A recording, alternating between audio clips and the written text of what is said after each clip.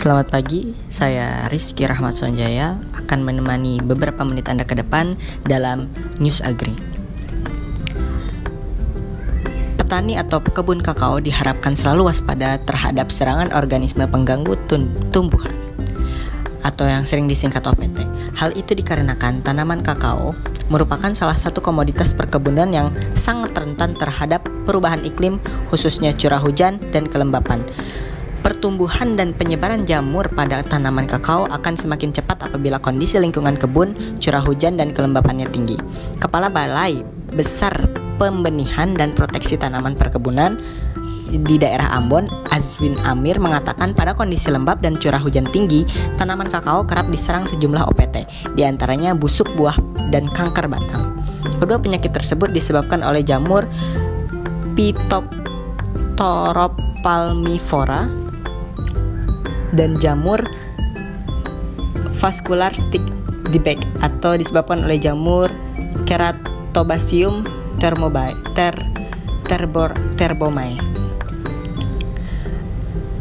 Adapun klasifikasi dari jamur Phytophthora palmifera adalah mereka berkerajaan protista, berfilum Heteroconthophyta, berkelas Oomycetes, berordo Peronosporales, berfamili Pihiaceae, bergenus Phytophthora, dan berspesies P.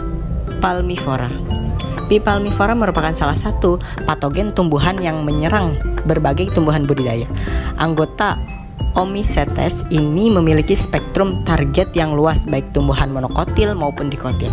Tanaman budidaya yang biasanya diserang adalah berbagai palma seperti kelapa dan enau, kakao, serta beberapa tanaman buah-buahan. Gejalanya adalah batang mengeluarkan getah beku terus-menerus sehingga tumbuhan kehabisan energi dan menurunkan hasil. Akibat gejalanya ini, orang menyebutnya penyakit Blendock atau kanker.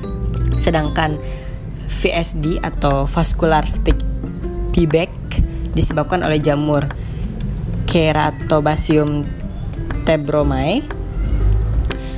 VSD ini pertama kali ditemukan di Papua Nugini pada tahun 1930-an. Kemudian menyebar ke negara-negara Asia lainnya seperti India Selatan, Cina, Pulau Hainan, Burma, Thailand, Malaysia, dan lain sebagainya sampai ke Indonesia. Di Indonesia, penyakit VSD pertama kali ditemukan pada 2013. Penyakit ini disebabkan oleh jamur Oncobasidum theobromai yang terdapat pada pucuk dan cabang tanaman kakao yang menyerang jaringan silem. Gejala serangan VSD dimulai dengan menguningnya daun kedua atau ketiga dari ujung ranting yang pada permukaan daun terdapat bercak-bercak hijau. Kemudian gejala berkembang sehingga seluruh permukaan daun berwarna kuning kecoklatan dan akhirnya gugur. Gugurnya daun sehingga ranting terlihat seperti ompong. Nah, jamur penyebab VSD ini mempunyai miselium yang berwarna putih krem yang berbentuk tebal seperti kapas. Hifanya berdinding tipis, hialin dengan sekat, maksudnya septa kurang teratur, dan di ujung hifa akan terbentuk basidium. Basidium ini akan menghasilkan basidiospora yang berbentuk bulat telur dan salah satu sisinya rata, yang memiliki panjang 10-15 mm dan lebar 8-10 mm. Morfologi jamur Oteobromae ini secara mikroskopis dan makroskopis.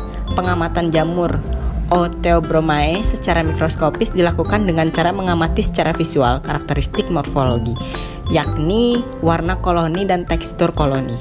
Sedangkan pengamatan secara mikroskopis dilakukan dengan cara pengamatan di bawah mikroskop struktur hifa. Jadi umumnya dua penyakit ini tuh terjadi pada iklim basah dengan curah hujan yang merata di sepanjang tahun.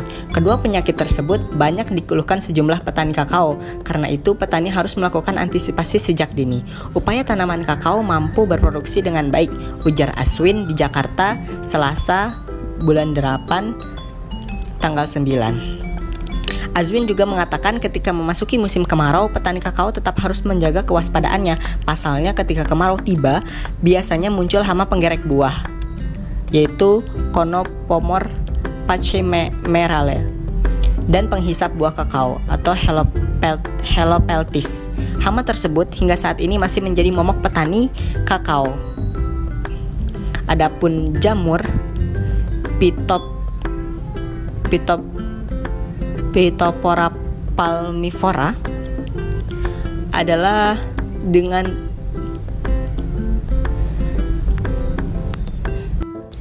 Adapun cara penanggulangan jamur P. palmivora ini adalah dengan pemangkasan secara rutin untuk menghindari kelembapan yang tinggi. Spora jamur dengan mudah menginfeksi tumbuhan kakao pada kelembapan nisbi udara lebih dari 95%. Dalam upaya untuk menangani kerugian yang akan ditimbulkan akibat penyakit ini, maka beberapa langkah antisipasi dan penanggulangan perlu untuk diterapkan guna mendapatkan hasil yang optimal pada budidaya tanaman kakao. Sebagai langkah pencegahan, sangat disarankan untuk menggunakan klon unggul yang tahan penyakit busuk buah kakao seperti ICS6, DRC16, DR1 kali SCA12 dan lain sebagainya. Kemudian saat akan menanam bahan tanam kakao, sangat perlu diperhatikan pola dan jarak tanam untuk menghindari dahan pohon kakao yang saling bertindih. Dahan yang saling bertindih akan menyebabkan tingginya kelembapan. Pola tanam yang baik adalah berbentuk garis yang berselang-seling dengan jarak tanam 6 meter kali 6 meter. Pada usia pohon mulai memasuki 5 tahun, pohon akan mulai berbuah secara optimal. Perawatan rutin berupa pemangkasan dahan tanaman kakao dan pohon penaung guna menjaga kelembapan kebun. Sangat dianjurkan untuk memotong buah yang telah terinfeksi, dimusnahkan dengan cara dikubur dalam lubang sedalam 1 meter atau dibakar. Jika ingin mencegah perluasan penyakit ini, kami sarankan Anda lebih mengutamakan cara alami dengan menggunakan agen hayati untuk menekan populasinya. Agen hayati bagi jamur penyebab penyakit busuk buah kakao adalah Trichoderma sp dengan dosis 200 gram per liter. Sebagai upaya pencegahan, penyemprotan harus diarahkan kepada buah yang sehat sehingga agen hayati tersebut efektif dan tepat sasaran. Apabila kerusakan yang timbul tidak dapat dikendalikan lagi dengan cara alami, Anda boleh untuk mulai menggunakan aplikasi fungisida kontak dengan bahan aktif tembaga 0,3%. Anda juga bisa menggunakan fungisida sistematik tang mengandung asam fosfit dan metalaksil. Penggunaan metalaksil sangat memerlukan aplikasi yang bergantian dengan fungisida kontak yang mengandung unsur Cu, dengan alasan tidak mendorong timbulnya jamur yang resisten terhadap metalaksil. Bagi pengusaha perkebunan kakao, hasil panen buah kakao yang maksimal tentu merupakan dambaan dan harapan, sehingga tiap pelaku usaha di sektor ini berusaha sebaik mungkin untuk membudidayakan tanaman kakao dengan kultur teknis yang sebaik-baiknya. Namun, dalam tiap usaha pasti ada sedikit hambatan berupa penyakit busuk buah kakao yang dapat menimbulkan kerugian yang cukup besar bagi pelaku usahanya. Adapun cara penanggulangan penyakit VSD adalah menggunakan fungisida Amistartop 35 SC dengan bahan aktif azoxystrobin 200 gram per liter dan difenoconazole 125 gram per liter.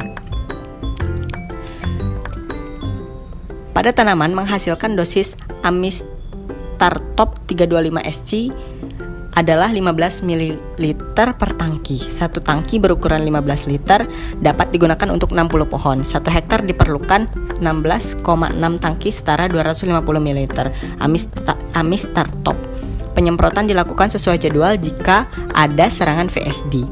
Pada tanaman belum menghasilkan dan untuk memacu pertumbuhan, dosis Amistartop 10 ml per tangki. 1 tangki berukuran 15 liter dapat digunakan untuk menyemprot 200 pohon. 1 hektar diperlukan 5 tangki atau setara 50 ml Amistartop.